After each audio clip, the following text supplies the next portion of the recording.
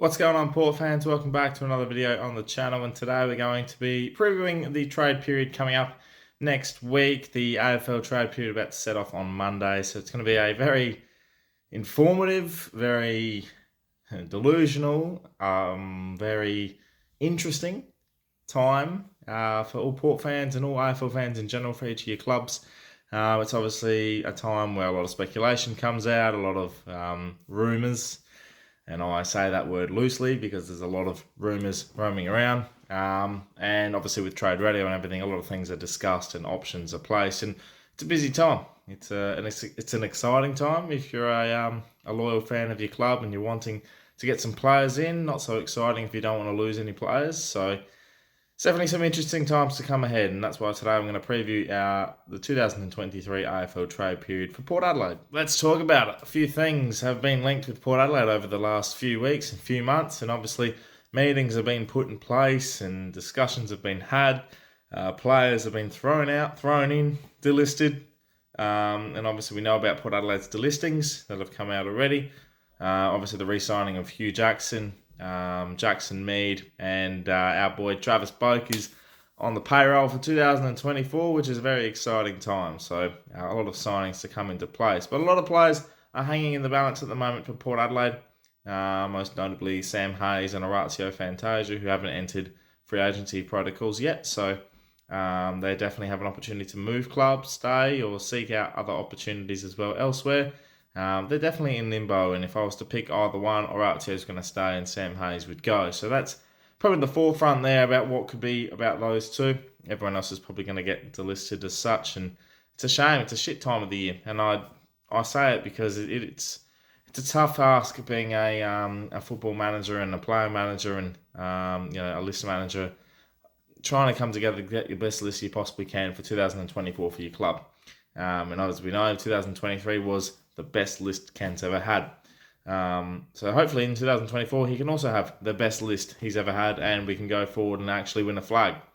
And I think some key pillars obviously we've wanted to bring in for a while are some defensive units. And I look at the ins that we're looking to bring. There's three names that have been thrown up for the last few weeks now. Obviously Asava Radaglia and Brendan Zerk-Thatcher. Two names that you're going to have a lot of fun trying to spell on game day. And when you're writing now your little notes, definitely one to keep an eye on there. I think Jordan Sweet's another one as well, who's on the back burner a bit at the moment, especially with, I think, the forefront being those two main ones in Radaglia and Zerk-Thatcher.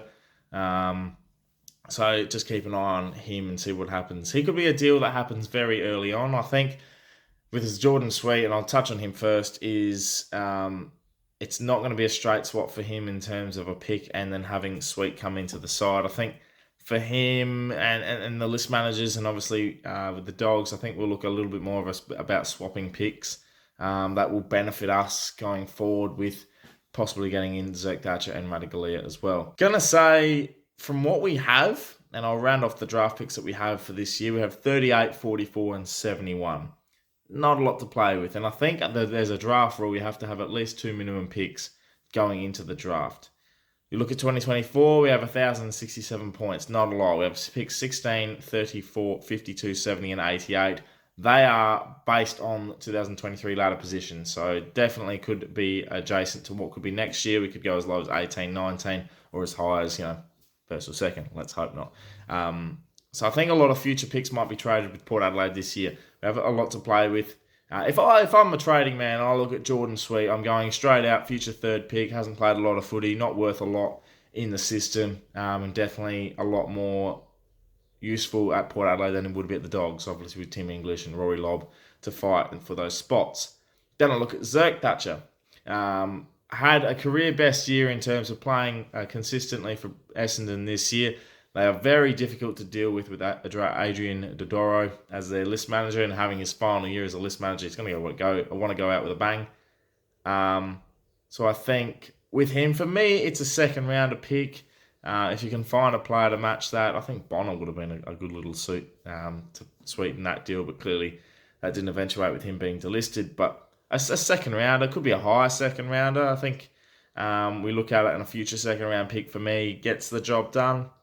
I think overall we look at where we could be next year. You're looking at a pick between pick 32 and 38 in that bracket, depending on what happens with father sons and compensations and stuff like that. So this draft in particular is very heavily influenced by compensation picks and picks to do with free agency and obviously North Melbourne's saga as well. I think there's a lot to go with there. So draft picks are not going to go as deep for this draft, and especially with players and stuff like that as well, and the talent pool.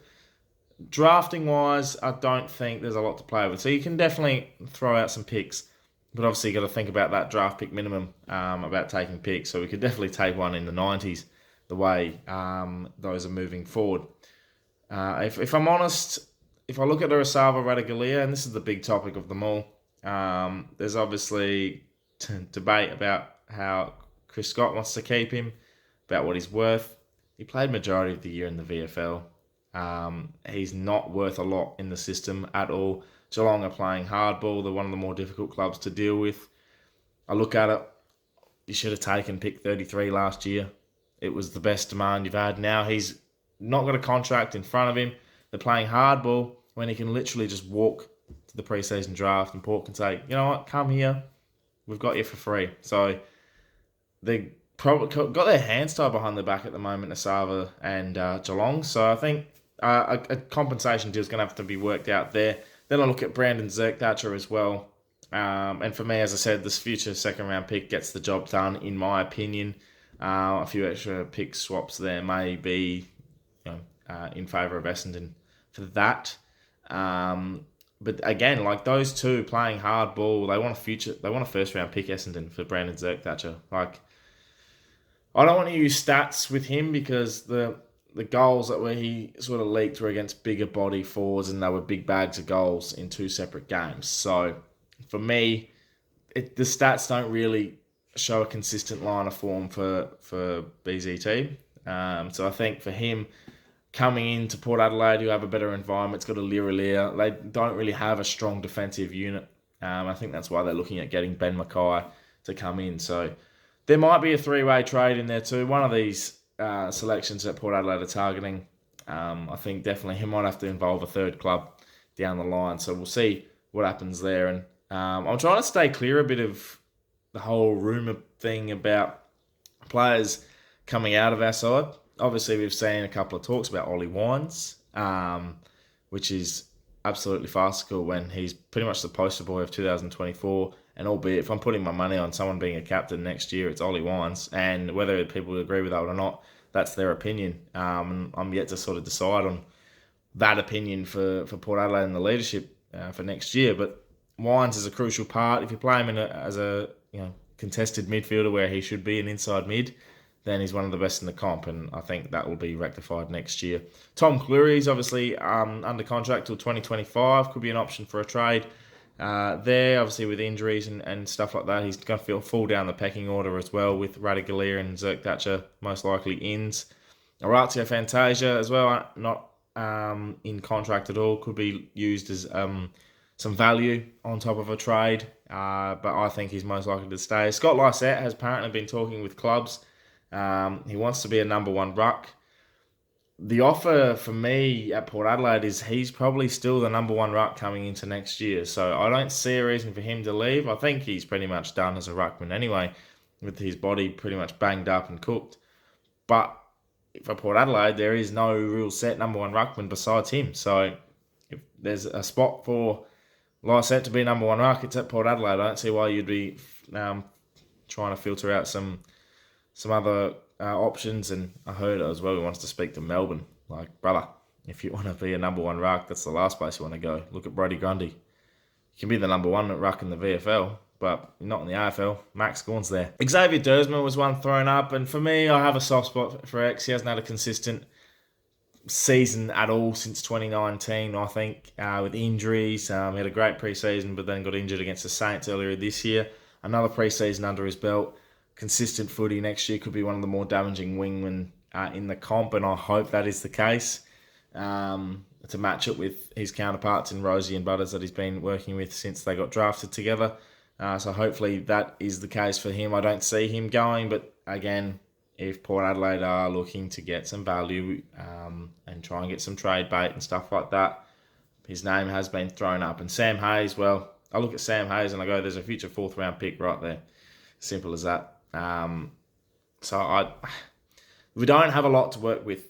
And the question is, of all of it, can we land the 3 players we're targeting? How will Port Adelaide land it?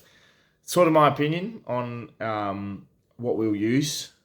And as I've mentioned, Radigali and Zerkdach are 2nd round picks for me in terms of what they're worth. Sweet as well as a future 3rd round for me. I think obviously each deal will probably have a little bit of extra value on top of it somewhere. So in my opinion, if I'm going to predict something, I reckon 2 of them get done. 2 of them get done.